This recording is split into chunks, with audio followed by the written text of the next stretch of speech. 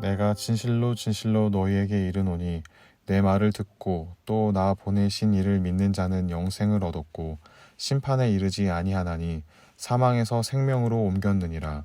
진실로 진실로 너희에게 이르노니 죽은 자들이 하나님의 아들의 음성을 들을 때가 오나니 곧 이때라. 듣는 자는 살아나리라. 아버지께서 자기 속에 생명이 있음 같이 아들에게도 생명을 주어 그 속에 있게 하셨고 또 인자됨으로 말미암아 심판하는 권한을 주셨느니라. 이를 놀랍게 여기지 말라. 무덤 속에 있는 자가 다 그의 음성을 들을 때가 오나니 선한 일을 행한 자는 생명의 부활로 악한 일을 행한 자는 심판의 부활로 나오리라. 아멘. 성도 여러분, 2021년 마지막 주 셋째 날 수요일 아침입니다. 오늘도 여러분의 인생 속에 하나님의 도우심이 있기를 간절히 소원합니다. 어제에 이어지는 연속된 말씀들 함께 나눕니다. 사도 요한은 예수님의 자기 계시를 자세하게 오늘 본문을 통해서 기록하고 있습니다.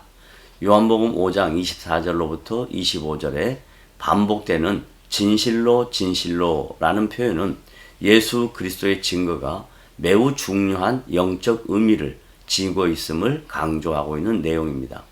먼저 24절에서 예수님은 유대인들에게 자신과 하나님과의 관계적 동등성을 주장하고 있습니다.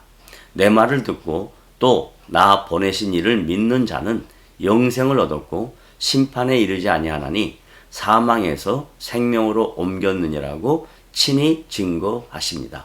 내 말이라는 표현은 요한복음 1장 1절에 보면 태초에 말씀이 계시니라 이 말씀이 하나님과 함께 계셨으니 이 말씀은 곧 하나님이시라고 요한복음에서 증거합니다.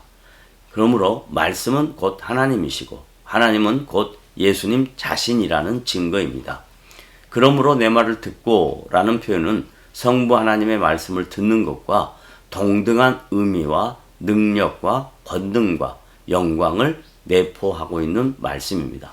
또 나 보내신 이를 믿는 자는 이라는 표현은 앞선 요한복음 3장 16절부터 17절에서 이미 말씀하셨듯이 영생이라는 표현은 그 당시 유대인들에게 익숙하지 않는 내용이었지만 예수 그리스도께서 친히 이 단어를 사용하시면서 영원한 하나님의 통치와 그분과 동행한다는 놀라운 영적 진리를 선포하고 있는 내용입니다. 이어서 예수님은 요한복음의 특징인 대조적인 말씀으로 영생과 반대되는 개념인 사망과 심판에 대하여 친히 증거하십니다.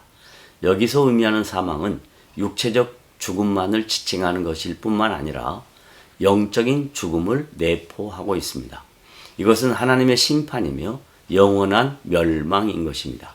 이어서 25절에 진실로 진실로라고 또 한 번 반복한 표현은 계속되는 중요한 영적 진리를 증거하고자 함입니다. 너에게 이르노니 죽은 자들이 하나님의 음성을 들을 때가 오나니 곧 이때라. 듣는 자는 살아나리라고 강한 어조로 증거합니다. 여기서 죽은 자들이라는 것은 이미 육신이 죽어서 잠들어 있는 자들이 하나님의 권능과 능력과 영광으로 다시 살아날 것에 대하여 말씀하는 내용입니다. 이제 예수님은 그 당시 유대인들에게 다시 한번 성부 하나님께서 성자이신 자신에게 주신 권한과 능력을 선포하십니다. 그 권한과 능력은 영원한 생명과 심판하는 권한을 주셨습니다. 영원한 생명과 심판은 하나님과 예수님의 권한이며 역할인 것입니다.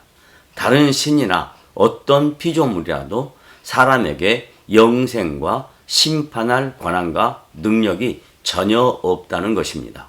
이를 놀랍게 여기지 말라는 표현은 이 엄청난 신비의 진리를 유대인들이 듣고 어떻게 반응할 것인가에 대한 지적입니다. 다시 말하면 그들은 어떻게 예수 그리스도가 성부 하나님께서 소유하고 계신 능력과 권능과 영광을 동등하게 갖고 계시며 그 역할을 어떻게 수행할 수 있는가에 대하여 의아하게 생각하고 있었기 때문입니다. 하지만 성자 예수님은 영생의 부활을 다시 한번 강조하십니다. 그들은 도저히 이성적으로 용납할 수 없으며 자신들이 오랫동안 믿어왔던 신앙관으로는 전혀 납득할 수 없는 내용들이었기 때문입니다. 그러나 성자 예수님은 선한 일을 행한 자는 생명의 부활로라고 다시 한번 지적하십니다. 이것은 도덕적이나 사회적 혹은 윤리적 규범으로 평가되어지는 것이 아닙니다. 여기서 말하는 선함이란 하나님께서 기뻐하시는 것과 예수 그리스도를 자신의 구주로 믿는 것을 다르게 표현한 내용입니다. 악한 일을 행하는 자는 심판이 부활이라는 것은 하나님을 믿지 않는 유대인들의 잘못된 신앙관을 지적하고 있습니다. 성도 여러분, 여러분에게 주어진 영생이 얼마나 존귀하고 영광스러운 것인가를 다시 한번 깊이 묵상하며 21년을 마감하시고 22년을 지혜롭게 준비하는 복된 지체들이 되시기를 바랍니다.